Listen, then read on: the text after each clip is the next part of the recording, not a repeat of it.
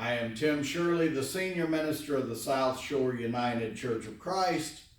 This is a virtual sermon for June 28th called Don't Do That.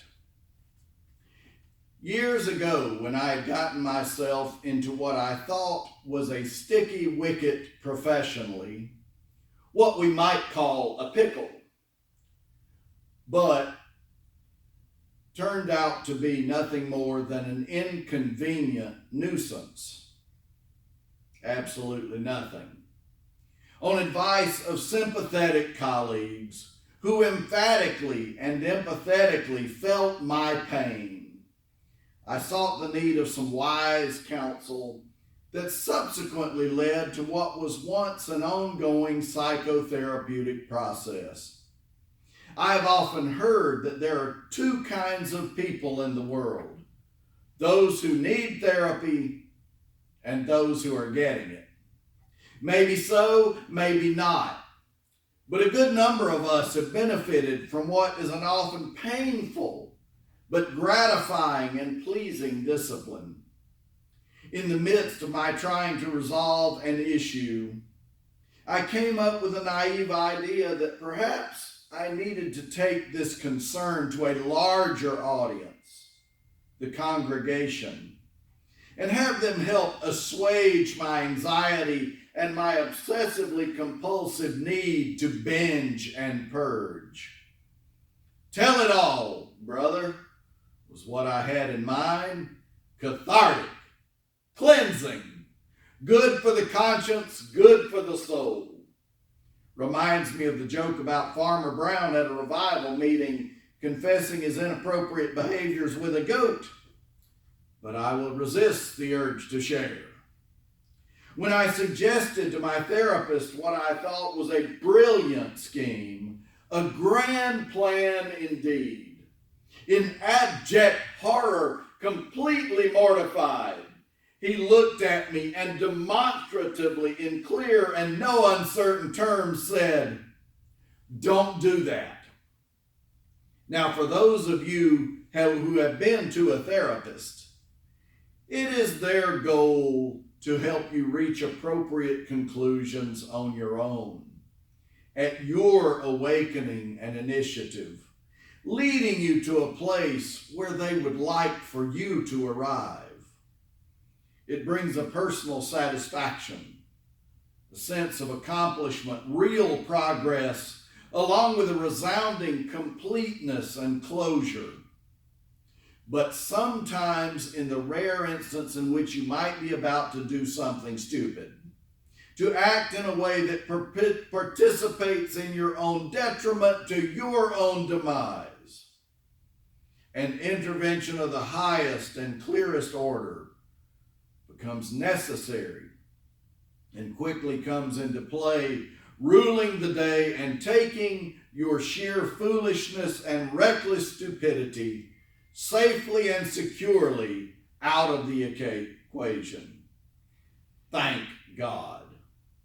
I will forever be grateful for and appreciate the words, "Don't do that."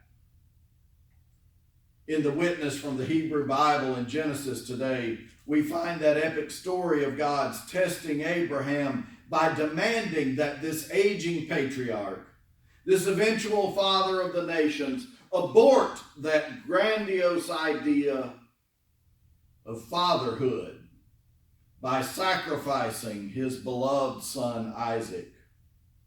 With what seems the sickest sense of humor, God tests Abraham with perhaps the greatest test of all, that he abandoned the very hopes and dreams that were created by, planted and fostered by God, no less, that he kill the son he desperately loves and needs. Wow, what a twofer. Double your pleasure, double your fun. We all know the story well. Ironically, many of us hearing it at bedtime as our parents recited the more familiar and popular Bible stories to gently help us lay me down to sleep. Sweet dreams.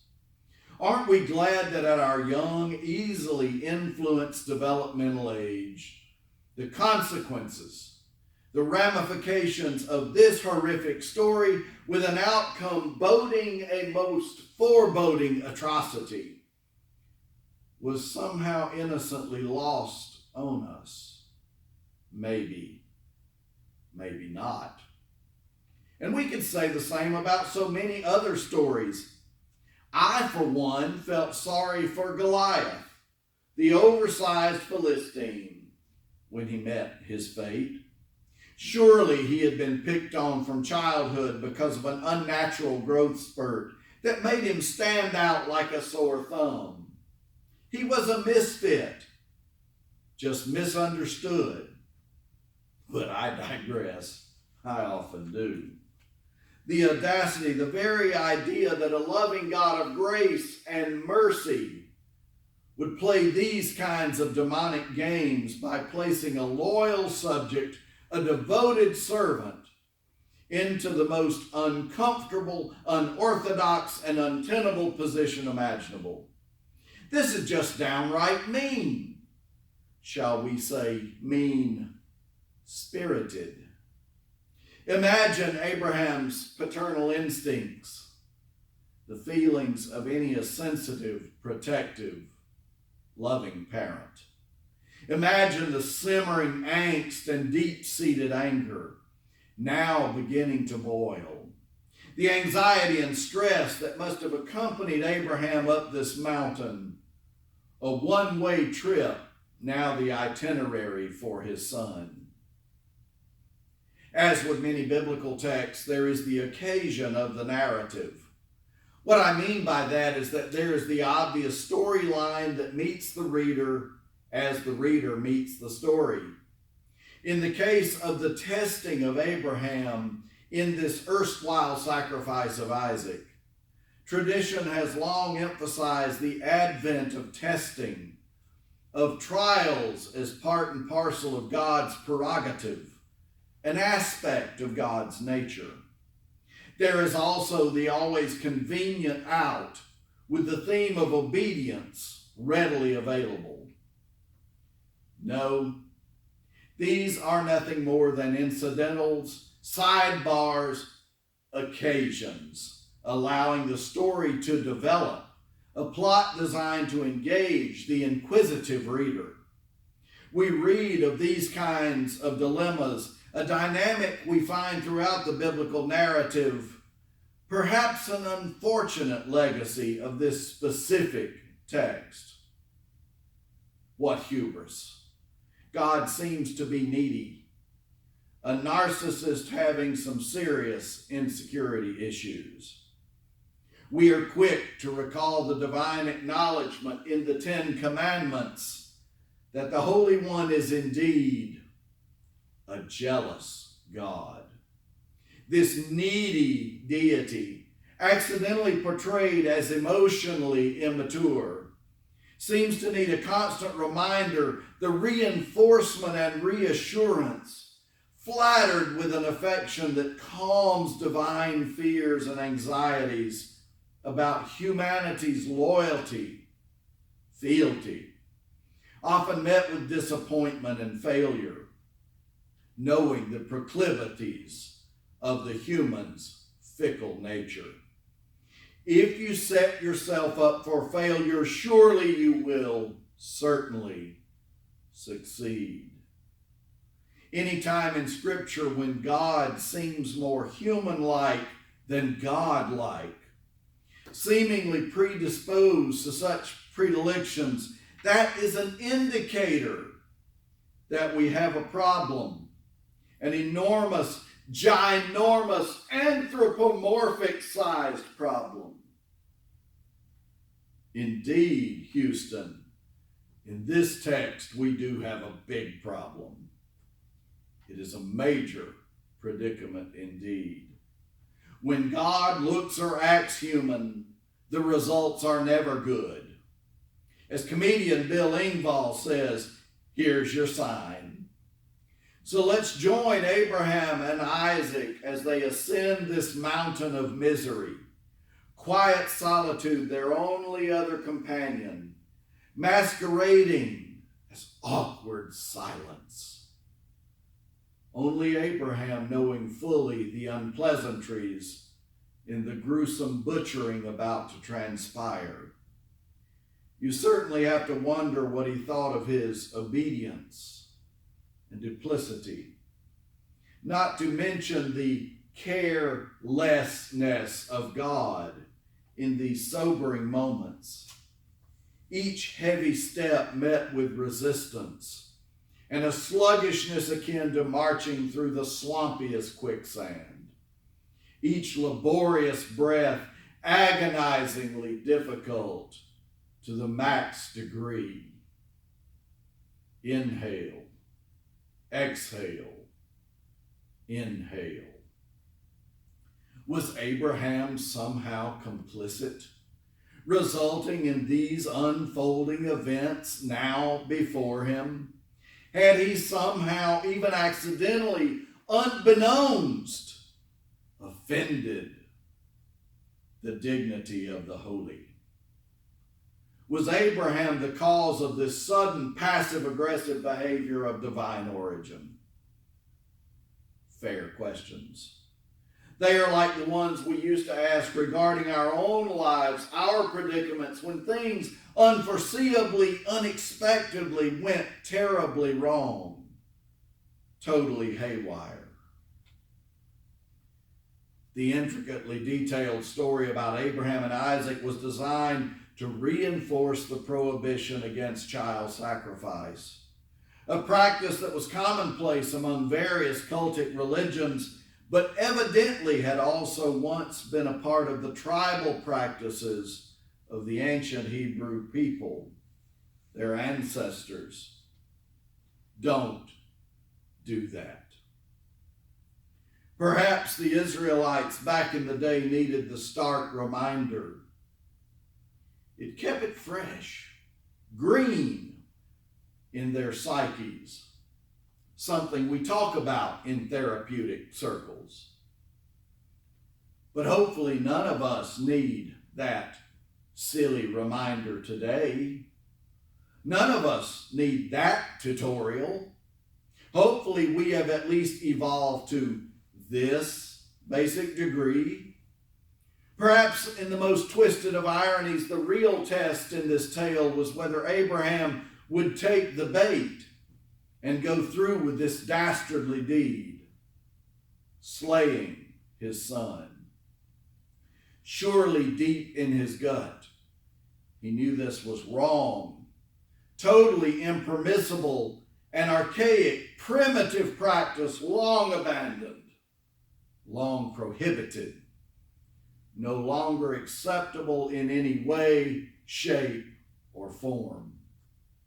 In all honesty, there was never a divine expectation to perpetrate such a gross injustice.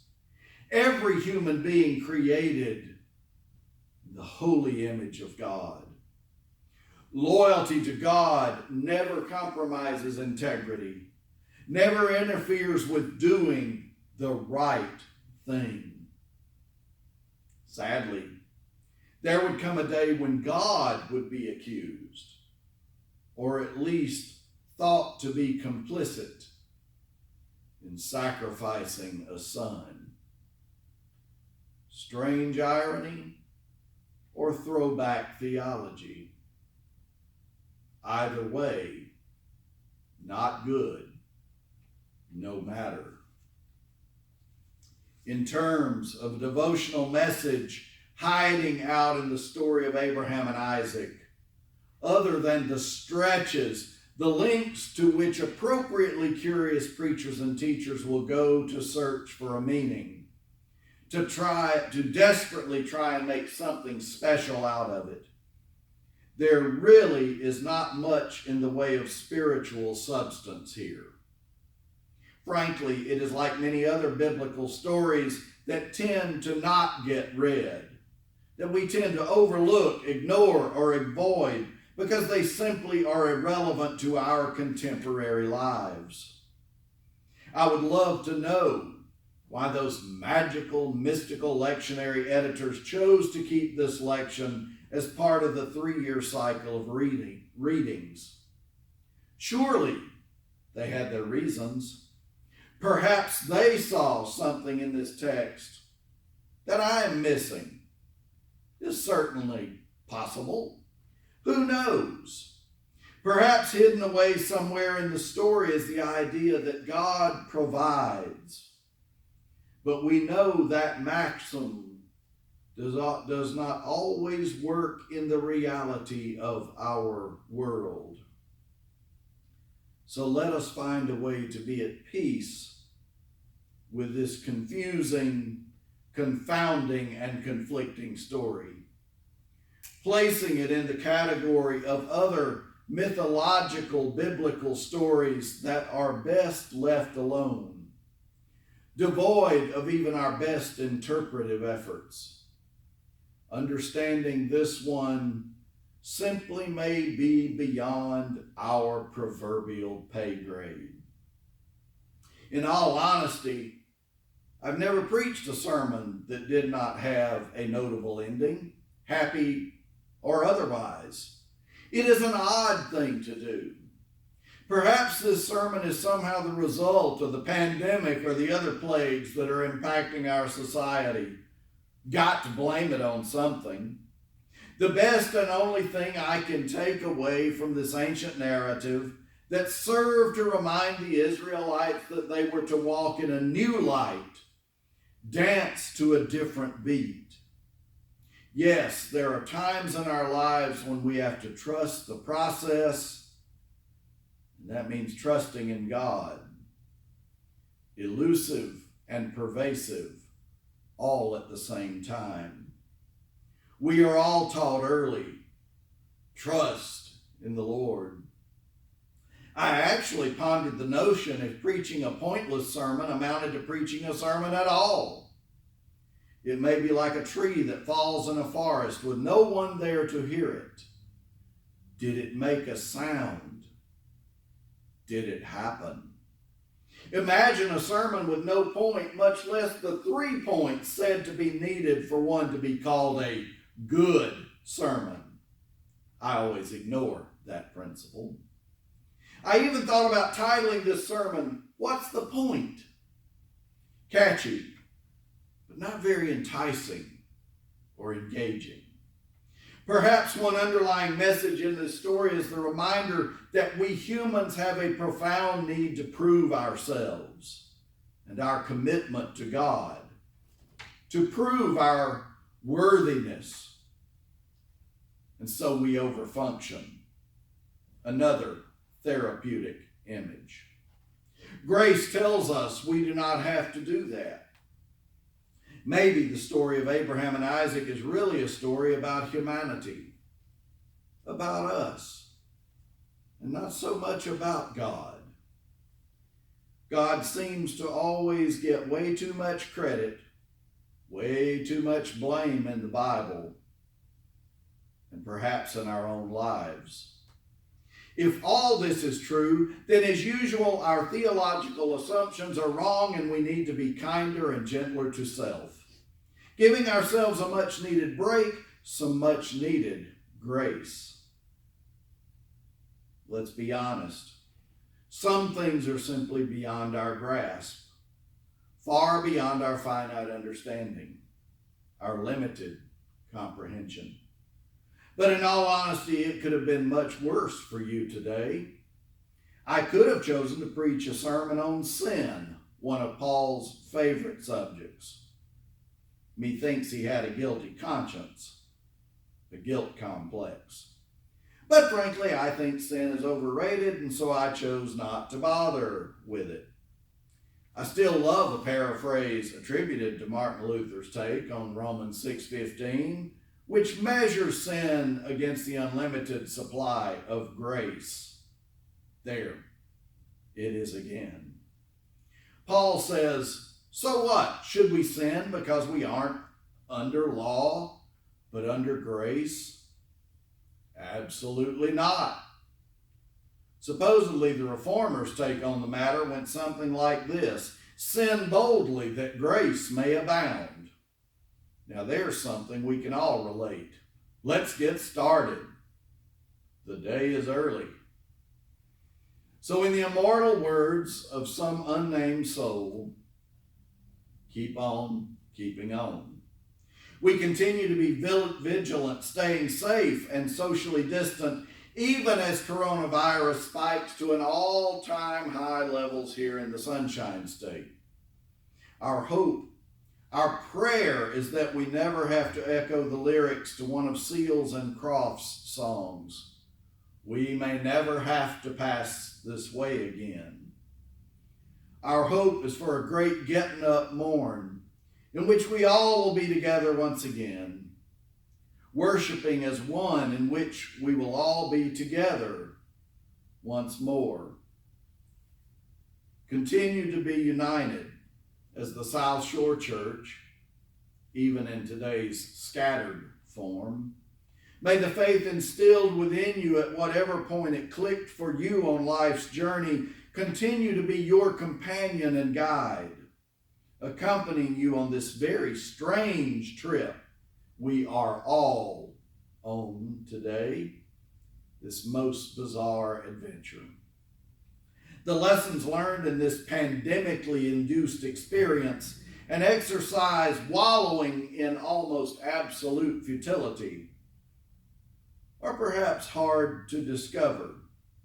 As hard to learn as anything worthwhile, like that which we might take from the story of Abraham and the sacrifice of Isaac. It may be years before we can look in the rearview mirror of this protracted episode and take anything away that has merit or value. But I am sure there are lessons to be learned there. They just are not clearly revealed yet. Children of God, stay safe, my friends. Stay safe. In the name of the one who creates, redeems, and sustains, and only desires the sacrifice of our hearts and minds in the service of others. Amen and amen.